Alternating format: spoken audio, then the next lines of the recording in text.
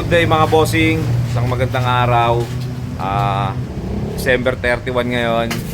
Meron sa ating pipick up ng bike kahit New Year na. Ito.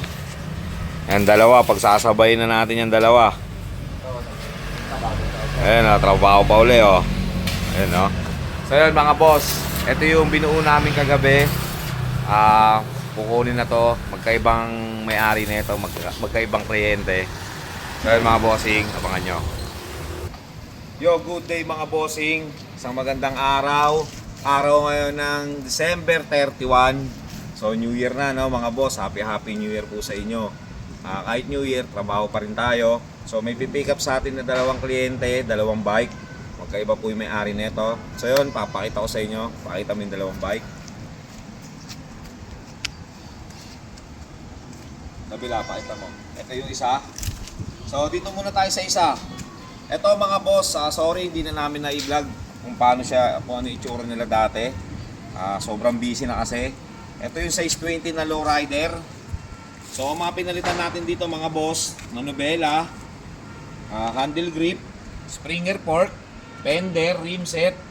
Silagyan natin. Ang gagamit kasi nito bata mga bossing nga, kaya ang gamit niya is drum brake. So yung frame niya aluminum. Yung frame po sa kanila nanggaling. Ansal paint na Kendered yung ginamit natin. Pati yung rim set sa likod ganun din. Ito yung lowrider na size 20. So dito naman tayo sa kabila mga boss. Ito yung kabila. So ito binago natin to yung pintura. Buo na talaga to, binago natin yung pintura. Yan makikita nyo naman. So naglagay din tayo ng side mirror. Ayan ha. Pinalitan natin yung crankset ni bossing. Pedal, arm, plato. At nilagyan din natin to ng 3-speed. Ayan, naka 3-speed siya. Lapitan mo. Ayan, naka 3-speed. Tapos, ito yung adjustable niya. Ayan. So, ito naman yung size 26 na cruiser bike. So, yun. Gawa rin naman natin to. Siyempre, mukhang maganda yung 13 month ni bossing. Pinaayos, pinarestore. So, yun mga bossing. Sa mga nag-i-inquire ng ganitong bike, mag-message lang po kayo. Sa mga gusto po magpa-chrome, mag-message lang po kayo. Pasensya na po, matagal po kami mag-reply dahil sobrang busy po.